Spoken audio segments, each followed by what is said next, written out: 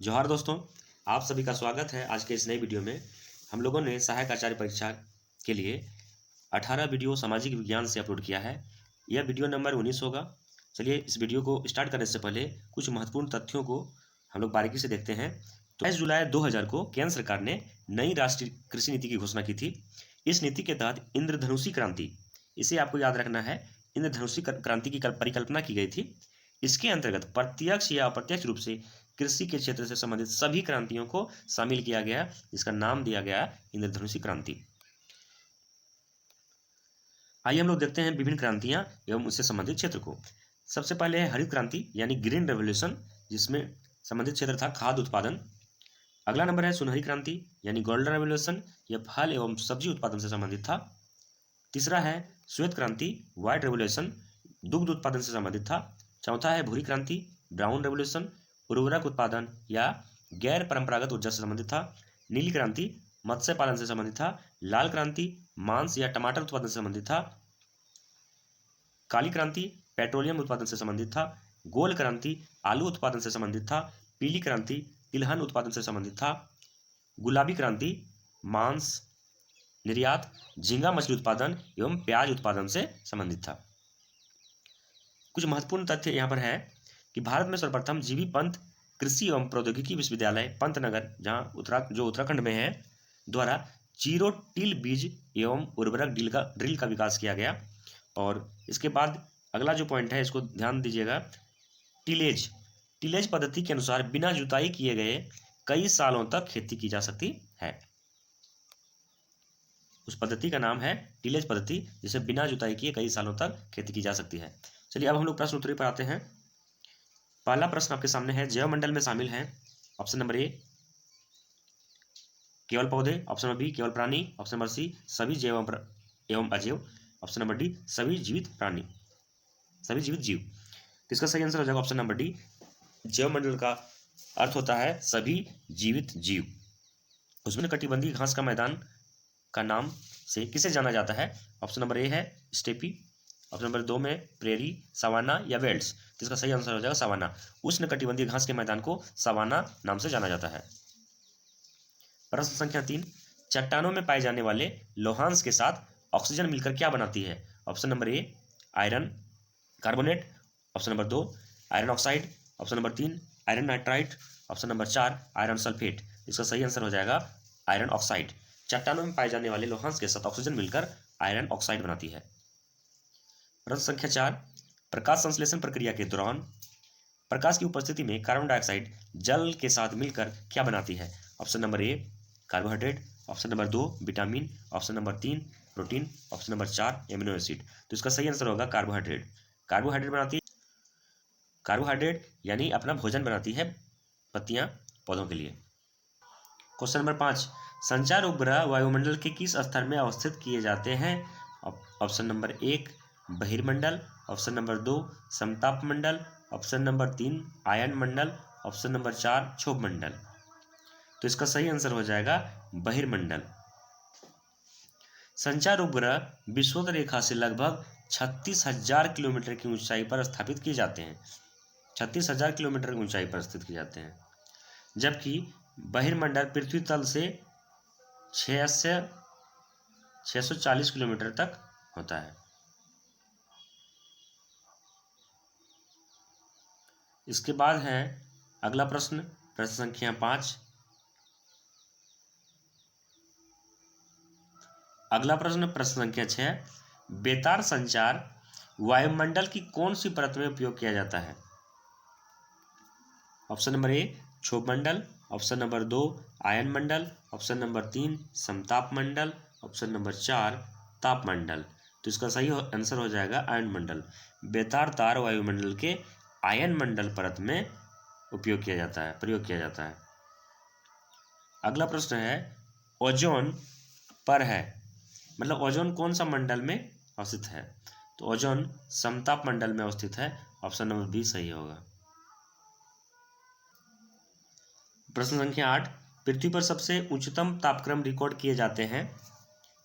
Option number ए भूमध्य रेखा, option number 2 10 degree उत्तरी अक्षांश पर, ऑप्शन नंबर 3 20 डिग्री उत्तरी अक्षांश पर, ऑप्शन नंबर 4 30 डिग्री उत्तरी अक्षांश पर।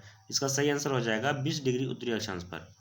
लेकिन बहुत सारे बच्चे गलती से भूमध्य रेखा भी टिक कर देते हैं, लेकिन इसका सही आंसर होगा 20 डिग्री उत्तरी अक्षांश। पृथ्वी पर सबसे अधिक तापक्रम 20 डिग्री उत्तरी अक्षांश पर रिकॉर्ड किए जाते हैं। प्रश्न संख्या 9, साफ रात मेघ वाली रातों की अपेक्षा अधिक ठंड होती है, इसका क्या कारण है? ऑप्शन नंबर ए संघनन के कारण, ऑप्शन नंबर 2 विकिरण के कारण, ऑप्शन नंबर 3 आपतन के कारण, ऑप्शन नंबर 4 चालन के कारण। तो इसका सही आंसर हो जाएगा ऑप्शन नंबर 2 विकिरण के कारण मेघ वाली रात में ठंड कम पड़ती है साफ वाली रात की अपेक्षा। अगला प्रश्न है एंथ्रासाइट, एंथ्रासाइट जिसे उच्च कोटि का कोयला कहा जाता है में कार्बन का कितना अंश रहता है? Option number A 50%, option number B 40 से 60%, ऑप्शन नंबर सी 90 से 95%, ऑप्शन नंबर डी 60 से 70%। इसका सही आंसर हो जाएगा ऑप्शन नंबर सी 90 से 95% तक कार्बन का अंश रहता है। प्रश्न संख्या 11, महासागर में ज्वार भाटा की उत्पत्ति का क्या कारण है? ऑप्शन नंबर ए है सूर्य के प्रभाव से, ऑप्शन नंबर 2 है पृथ्वी के घूर्णन गति से, ऑप्शन नंबर 3 है गुरुत्वाकर्षण अभिकेंद्रीय बल और अपकेंद्रीय बल से। तो इसका सही आंसर हो जाएगा ऑप्शन नंबर 3। ज्वार भाटा की उत्पत्ति का मुख्य कारण यही है, गुरुत्वाकर्षण अभिकेंद्रीय बल तथा अपकेंद्रीय बल। क्वेश्चन नंबर 12, भारत में लो अयस्क किस क्रम की शैलों में पाया जाता है? तो भारत में लो अयस्क धारवाड़ क्रम की शैलों में पाया जाता है।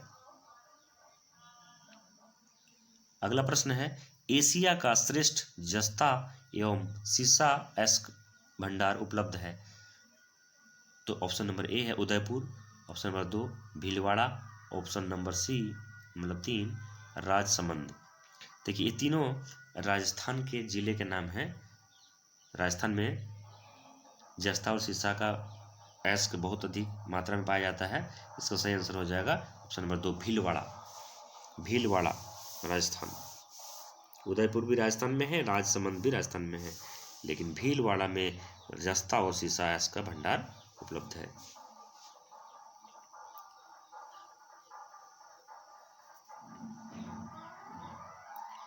क्वेश्चन नंबर 14, चांदी का सर्वाधिक उत्पादक राज्य कौन सा है?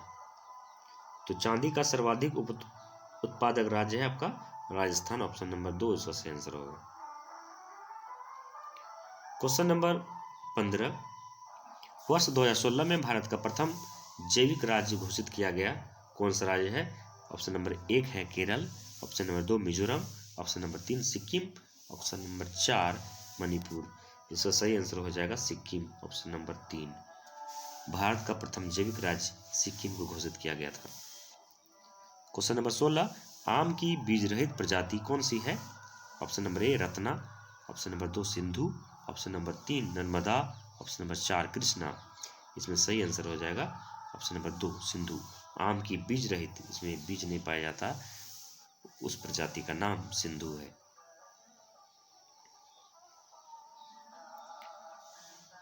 शुष्क भूमि के लिए सर्वाधिक उचित फसल कौन सी है? ऑप्शन नंबर ए गन्ना, option number 2 jute, option number 3 गेहूं, ऑप्शन नंबर 4 मूंगफली। इसका सही आंसर हो जाएगा मूंगफली। मूंगफली शुष्क भूमि के लिए सबसे उचित फसल है।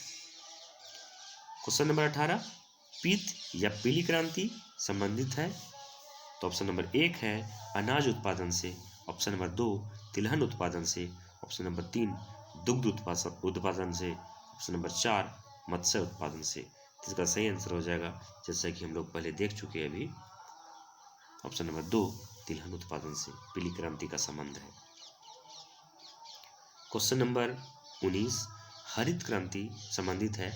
ऑप्शन नंबर 1 मोटे अनाज के उत्पादन से, ऑप्शन नंबर 2 दलहन उत्पादन से, ऑप्शन नंबर 3 गेहूं उत्पादन से, ऑप्शन नंबर 4 तिलहन उत्पादन से। इसका सही आंसर हो जाएगा गेहूं उत्पादन से, ऑप्शन नंबर 3। क्वेश्चन नंबर 20, विश्व में हरित क्रांति के जनक माने जाते हैं? Number 1 Norman Borlaug, option number 2 MS Swaminathan, option number 3 BP पाल, ऑप्शन नंबर 4 डॉक्टर कुरियन। तो हरित क्रांति के जनक विश्व में नॉर्मन ई बोरलॉग को माना जाता है। ऑप्शन नंबर 1 सही। क्वेश्चन नंबर 21, गुलाबी क्रांति संबंधित है। ऑप्शन नंबर 1 है कपास से, ऑप्शन नंबर 2 प्याज से, ऑप्शन नंबर 3 अंगूर से, ऑप्शन नंबर 4 गुलाब से। तो गुलाबी क्रांति संबंधित है प्याज से, ऑप्शन नंबर 2 सही आंसर होगा। तो दोस्तों हमारे इस व्हाट्सएप ग्रुप, दोस्तों आशा करते हैं यह वीडियो आपके लिए बेहद ही उपयोगी सिद्ध होगा। धन्यवाद।